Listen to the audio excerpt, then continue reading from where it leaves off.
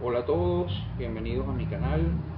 Ya sabes que te puedes suscribir para recibir las notificaciones. Aquí estamos tratando de ofrecer un contenido específicamente en economía, finanzas y negocios, ofreciendo alternativas y narrativas, digamos, contrastantes, alternativas a las narrativas de amplia difusión por allí, que bueno, simplemente cumplen con el objetivo de fomentar el pensamiento crítico en economía y bueno, forzar un poco el debate, la discusión contra a veces alguna tendencia a cartelizar las explicaciones, ¿no?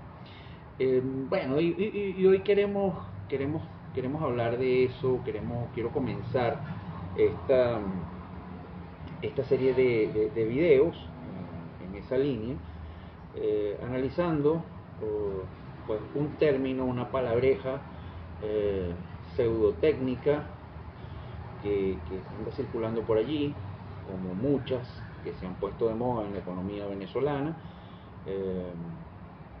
En algún momento tengo planificado realizar un video muy corto sobre la historia, el uso pertinente de, bueno, uno de esos términos que es el llamado dinero inorgánico, que eso, bueno, es de amplio uso exclusivamente en Venezuela.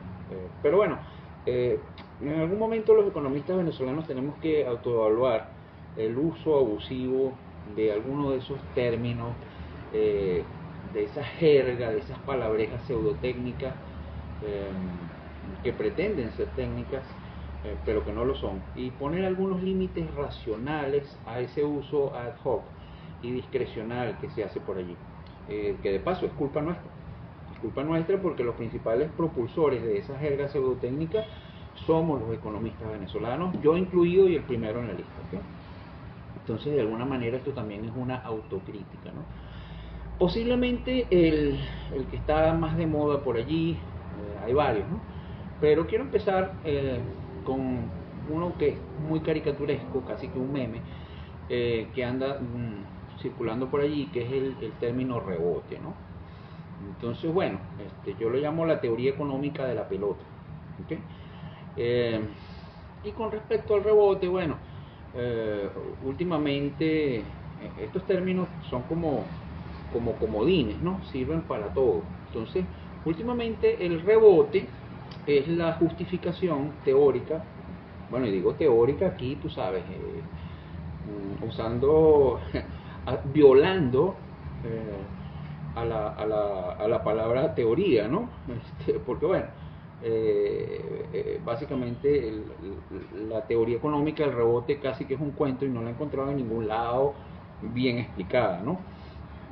Pero bueno, el término rebote me ha parecido como justificación reciente, porque bueno, está esta laminita misteriosa que publicó el Banco Central, eh, donde se nos asegura que la economía creció o viene creciendo desde el tercer trimestre del 2021 a unas tasas fantásticas, ¿no? Entonces, bueno, entre las muchas explicaciones, entre comillas, que para mí no lo son, pero bueno, son como narrativas, cuentos, que se usan para justificar esas tasas, está el rebote, ¿no? Es un rebote, ¿okay? Entonces, bueno, como esa palabreja ya me tiene como que verde, me animé a hacer unas reflexiones técnicas sobre el uso técnico de una palabreja pseudotécnica. Y bueno, me puse a hacer unas reflexiones y bueno, se las dejo aquí a los que amablemente están viendo esto. Se las dejo aquí como algunas preguntas retóricas, ¿no? La primera es, ¿qué diablos es un rebote? No hay una definición clara y precisa de lo que es un rebote, entonces parece que cada quien tiene como que una idea de lo que es un rebote, ¿okay? Y bueno, a veces uno lo ve en las interacciones, a mí a veces por Twitter publico estas cosas y me sale siempre algún economista aficionado o economista profesional, que quizás es más grave, o estudiante de economía, que también es grave, bueno, entablar una discusión a veces no en los mejores términos, ¿no? Porque a veces la interacción en redes sociales sobre todo en Twitter, es muy áspera, muy tóxica. Bueno, y yo aprovecho la oportunidad para recordar que se llaman redes sociales por algo, son sociales, es decir, las normas mínimas de urbanidad y buenas costumbres rigen las interacciones en redes sociales, electrónicas, las interacciones virtuales, con los mismos criterios que las interacciones frente a frente o en físico, ¿ok? Entonces, bueno, a veces la gente salen por allí a decirme, bueno, mira, es que yo creo, para mí, yo considero, según mi criterio, ¿okay? Rebote o cualquier palabreja pseudotécnica, cualquier disparate es esto, esto y esto y esto. Entonces, bueno, no funciona así. Y este es un mensaje más que todo para estudiantes de economía y para las personas que se aproximan a la economía con ganas de aprender, ¿okay? La economía, bueno, yo no sé si es una ciencia. Yo soy economista, es mi segunda carrera. Antes practiqué una ciencia dura, que es la química, pero ya desde hace muchísimo tiempo no ejerzo eso y ni siquiera digo que soy químico porque realmente no lo soy economista. Eso sí lo hago, eso sí lo ejerzo, y me quedó muy claro desde el primer semestre de la carrera que la economía pretendía ser una ciencia. Fíjate tú que yo ni siquiera digo que es una ciencia, pero al menos tiene la pretensión de ser una. Y en la ciencia las cosas no funcionan así. No es lo que yo creo, lo que a mí me parece, lo que yo considero. No funciona así. Las ciencias, sobre todo las ciencias empíricas, funcionan sobre la base de los consensos, amplios consensos, y esos consensos se dan al más alto nivel entre los practicantes que realizan investigación científica en la frontera del conocimiento económico. Allí se generan, a través de las publicaciones científicas, a través de los congresos, debates teóricos y empíricos que llevan a la formación de amplios consensos, de amplios acuerdos. O sea, la ciencia es prácticamente acuerdos y consensos entre los practicantes de la disciplina. Entonces no es lo que yo creo, lo que a mí me parece, cada quien tiene su propia definición. Entonces, bueno, lo primero que hay que preguntarse es ¿qué diablos es un rebote? ¿Okay? Tenemos que acotar el significado de esa palabreja, a ver, ¿no? Lo otro que a mí se me ocurre, que no sé qué es más importante, si definir lo que es un rebote o esta pregunta retórica que también dejo para la reflexión, es si existe un uso técnico en economía académica, en la práctica académica de la economía, de ese término, ¿no? Estas son preguntas retóricas, pero doy un spoiler. Yo no lo he encontrado. No lo he encontrado. O sea, tú googleas en Google Scholar o en JSTOR o en cualquier otra repositorio de estos de base de datos, y no vas a conseguir un uso técnico del término. Sí aparece en algunas publicaciones divulgativas de economía como The Economist, Financial Times, Wall Street Journal, cosas así. A veces aparece la palabreja, ¿no? Y aquí en Venezuela, pues por supuesto, que yo diría que después de dinero inorgánico, rebote es prácticamente parte del acervo cultural de los economistas venezolanos, ¿no? La tercera pregunta es ¿a qué situaciones aplicaría el término rebote, ¿no? Porque bueno, no puede aplicar a lo que uno le dé la gana. O sea, como acabo de decir, las ciencias no funcionan así, no es lo que yo creo, a mí me parece, yo propongo. O sea, si usted propone algo, bueno, mire, haga un documento de investigación, mándelo a una revista sometida a normas de arbitraje, indexada y con todos los criterios rigurosos, y que la comunidad, el resto de la comunidad de economistas, pues pueda criticar eso y bueno, llegar a un consenso, ¿no? Pero aquí en Venezuela parece que el término rebote es como que una caimanera, ¿no? O sea, cada quien tiene como que su propia versión de lo que es, ¿no? Otra pregunta aquí que dejo como para pensar es, ¿puede una economía rebotar sin atender a algún tipo de restricciones, digamos, por ejemplo, de recursos? O sea, una economía donde no hay crédito, ¿qué capacidad de rebote tiene? ¿Es igual la capacidad de rebote que tiene una economía donde no hay crédito que la de una economía donde hay una gran profundidad financiera, ¿verdad? Eso es una de las cosas que a uno, pues uno pensaría, ¿no? No solamente restricciones de ese tipo de recursos, pues, restricciones de los recursos, digamos, más elementales como capital humano y capital físico. Una economía que ha perdido, digamos, unos entre 5 y 7 millones de personas de capital humano, tiene la misma capacidad de rebotar, entre comillas, que una que esté intacta. Es decir, que pasó, digamos, por una caída en la economía por, digamos, una pandemia, unos lockdowns como lo del 2020. Y también, qué tan acotado, qué tanto podemos restringir el término en términos temporales, es decir, que hasta cuándo puede rebotar una economía, o podemos usar el término hasta el año 2035 en Venezuela. Puede decir, las tasas de crecimiento del 2020, del 2021 y las del 2022, bueno, las estamos justificando como un rebote, pero ¿hasta cuándo podemos usar el término? ¿O lo podemos usar hasta que nos dé la gana?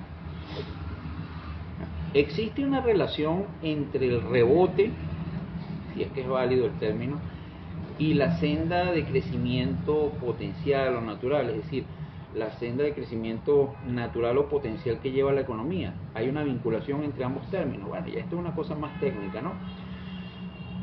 Bueno, el uso informal del término rebote, donde aparece, porque realmente el término que más se usa es recuperación económica, no rebote, se viene aplicando a situaciones de muy corto plazo, es decir, no muy acotado temporalmente.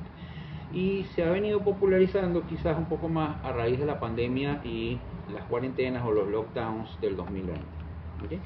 Entonces, bueno, uno ve, aquí vamos a presentar algunos gráficos que se hicieron muy populares sobre las formas que pudiera tener una recuperación económica. Esto quizás ya se nos olvidó, pero fue una discusión que estaba de moda en, digamos, el primer semestre de 2020.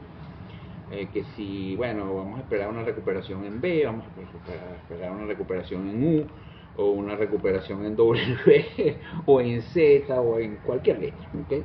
Esto se convirtió en una ensalada de letras, ya se nos olvidó eso. Pero fíjate tú que ya el término recuperación o rebote implica que de alguna manera la economía recupera una buena parte o todo el PIB perdido. ¿Por qué? Bueno, porque es una situación de corto plazo.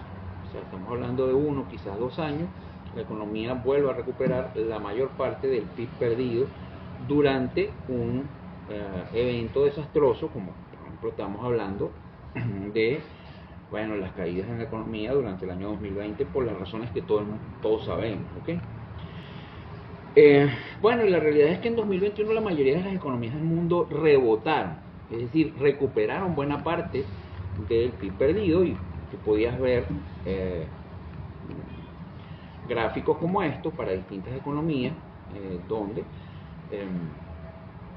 se recuperaba la tendencia prepandemia, se recuperaba, es decir, aquí estamos hablando ni siquiera ya de volver al PIB prepandemia, sino a la senda de crecimiento prepandemia, pues en un periodo muy corto pues se pudo recuperar, ¿no?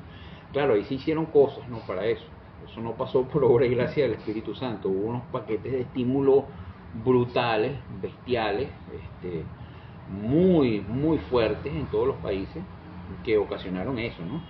Entonces, te digo todo esto para que lo contrastemos con el uso o abuso del término en Venezuela, ¿no? En Venezuela, digamos, según yo evalúo, de acuerdo a las cosas que ya he dicho y otras que voy a presentar aquí, la aplicación del término luce excesiva y abusiva, ¿no? ¿Por qué? Bueno, porque fíjate, ya para el segundo trimestre de 2021, bueno, vuelvo a presentar acá la misteriosa laminita del BCB, ya la economía se estaba reactivando de los cierres propios de la cuarentena de 2020, y para el tercer trimestre la misteriosa lámina del BCB reporta una tasa de 15% ¿verdad? Y de 19% para el cuarto trimestre, ¿ok? Ni hablar del primero y segundo trimestre de 2022, donde, bueno, sigue la tendencia a tasas increíbles, ¿no? Entonces, bueno, es obvio que aquí, dado el preámbulo que acabo de dar, la aplicación del término rebote, la aplicación usual, no aplica, porque esa aplicación usual se refiere a una fase contractiva del ciclo, y aquí no estamos hablando de un ciclo económico normal, porque Venezuela lo que ha experimentado desde 2013 hasta el 2021 es un colapso macroeconómico, ¿okay? Que se detuvo en el 2021, ¿okay? Pero aquí no aplica, porque no hace falta ser candidato al Premio Nobel de Economía o a la medalla John Bates Clark, ni a nada de eso, para deducir que ese rebote del cual todos hablan para justificar esas explotadas cifras no recuperará significativamente la actividad económica evaporada, que es de alrededor de un 80% del PIB, ¿no? La ausencia de datos estadísticos confiables y publicados a tiempo quizás está creando condiciones propicias para la construcción de narrativas pseudotécnicas, ¿no? Donde todo el mundo parece tener una hipótesis sustentada en evidencia anecdótica. Y aquí yo voy a hacer una distinción, porque a mí no me importa, ni veo mayor problema en que cualquier persona exprese libremente su opinión, sobre todo los laicos o legos de la economía. Donde sí me parece grave que esté sucediendo eso es entre economistas profesionales y entre estudiantes de economía. Y lo digo por las interacciones que he sostenido con algunos de ellos a través de redes sociales, donde, bueno, quizás ellos no tienen por qué saberlo, porque yo removí de mis redes sociales usuales, de Twitter sobre todo, cualquier descripción mía. Yo antes tenía ahí economista, profesor de macroeconomía en la universidad tal y en la universidad Pascual, maestría en no sé qué. Yo quité todo eso porque para mí eso es quizás un poco de apelación al ego y a la falacia de autoridad. Y bueno, siempre a uno le queda la esperanza de que la gente, uno no tenga que recurrir a eso para inspirar respeto en los argumentos o para convencer a la gente con argumentos lógicos. Pero al parecer no funciona así. Aunque claro, para cualquiera que lea mi cuenta de Twitter, debería ser como que obvio que yo debo tener algún conocimiento del tema, porque básicamente que el 99% de mis tweets son de economía y finanzas y de negocios, no hablo de más nada. Entonces es muy raro que una persona haga tweets de medicina si no forma parte, si no es un miembro de la comunidad de la salud. Pues no ser médico, pero puede ser nutricionista, puede ser enfermero, enfermera, puede ser, digamos, técnico del área de salud, pero bueno, algo tiene que ver con el área de salud si la gente hace tweets de salud. Pero bueno, nada, hay muchas narrativas. A mí a veces alguien se me aparece en redes sociales diciendo, bueno, yo creo, a mí me parece, según yo creo, según yo considero, vuelvo y repito, y no para el público en general, sino para los estudiantes de economía. Compañeros, no funciona así. No es una caimanera, la economía no es una caimanera, o como dicen en el sur, un picadito. No es un picadito la economía, ¿okay? Hay unas reglas, hay unas normas, hay una literatura, hay unas líneas de investigación, y uno, antes de decir cualquier cosa que se le ocurra, uno debe ver, alguien ya inventó el agua tibia, vamos a ver qué se ha hecho en cuanto a las recuperaciones económicas o a los rebotes, porque uno lo que haría es primero, oye, déjame averiguar si esta cosa existe, si este término existe o es aplicable, ¿no? Bueno, aquí en Venezuela eso se está deteriorando mucho, entre otras cosas porque no hay publicación pertinente de datos confiables. Y bueno, todo el mundo está contando cuentos para respaldar lo que cree o cualquier dato loco que uno pueda ver por allí, ¿verdad? Eso no es hacer economía, eso es contar cuentos. Yo mismo voy a hacer un mea culpa aquí, un yo pecador. Siendo economista, profesor universitario de macroeconomía, he usado y abusado del término rebote, no lo voy a negar. De hecho, esto lo estoy haciendo como una reflexión autocrítica de esa práctica, ¿no? Y bueno, si seguimos simplificando las explicaciones en economía, muy pronto, oye, nos encontraremos tan deteriorados en la jerga que vamos a utilizar, empezar a usar términos como el bichito, la cosa, o cuando nos pregunten por un cierto problema macroeconómico, bueno, es capaz que yo termine diciendo, bueno, mira, eso es un beta. Entonces, bueno, hay que tener como que poner un límite a ese picadito, a esa caimanera, ¿no? Hay que ponerle, bueno, en los picaditos, en las caimaneras uno pone ciertas normas, pues, por ejemplo, cuando uno tenga una caimanera de pelotica de goma, unas normas mínimas, mira, de aquí para allá es un ron, ¿me entiendes? Y bueno, mira, la segunda base es esta piedra, como que unas normas mínimas, aún en las caimaneras o en los picaditos hay unas normas mínimas, ¿no? Y bueno, ya pasando a algo más serio, para dejar una reflexión final, lo que sí existe en economía, eh, no es una literatura sobre los rebotes, porque ya creo que quedó claro que eso es una jerga pseudotécnica, pero sí existe una muy extensa literatura y evidencia empírica sobre las recuperaciones económicas luego de colapso. ¿Okay? Las recuperaciones económicas luego de colapsos macroeconómicos. Si tú buscas en Google Scholar, te vas a encontrar literalmente cientos de publicaciones al respecto. ¿Okay? De esa muy extensa literatura yo me voy a atrever a recomendar dos, ¿verdad? Sobre las cuales pienso, digamos, hacer un video muy pronto. Pero bueno, las dejo aquí como recomendaciones por estar en posiciones extremas del espectro en cuanto a los resultados, en cuanto a la visión de las recuperaciones luego de colapso y por ser muy pertinentes al caso venezolano. El primero es este documento súper pertinente que se llama recuperación de colapsos macroeconómicos, de colapsos económicos. Y esto es una evidencia, un insight de utilizando modelos de insumo-producto y utilizando el caso especial de un país productor de petróleo, una economía productora de petróleo que colapsó, que fue la economía de Irak. ¿Okay? Entonces, bueno, ese es un ejemplo que siempre sale porque las tasas de recuperación post-colapso fueron brutales, ¿no? Entonces, bueno, yo lo recomiendo porque Irak es efectivamente una economía que colapsó y se recuperó muy rápido.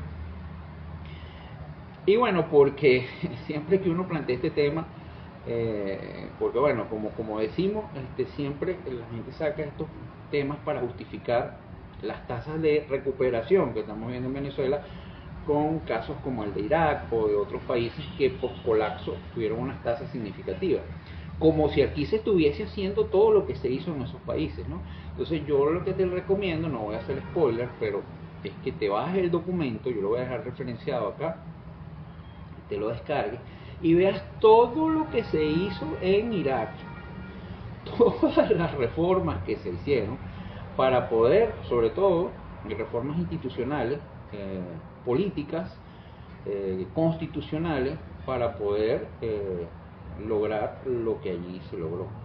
Y que lo compares, simplemente uses tu sentido común y lo compares con lo que está sucediendo en Venezuela y si verdaderamente puede usarse el caso iraquí como justificación de estas monstruosas tasas que estamos viendo, cuando aquí no es que no se está haciendo nada ni de cerca, es que se está haciendo todo lo contrario. Este es un país donde, por ejemplo, se proscribió el crédito.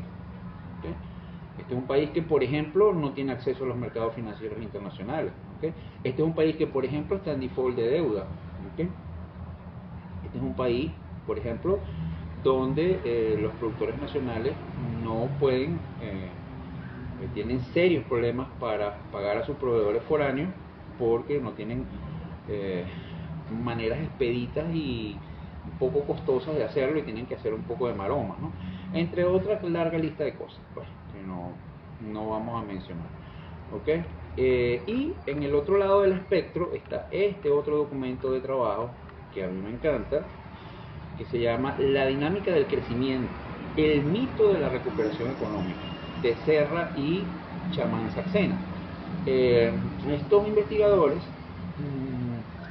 tienen la hipótesis, han comprobado en este documento, de que la llamada recuperación económica, entendida como, ojo, porque hay varias formas de entender el término recuperación económica, en la mayoría de los documentos de investigación que son favorables a las recuperaciones, es porque ellos miden recuperaciones, definen recuperación económica como volver a un PIB previo, que de alguna manera es un benchmark.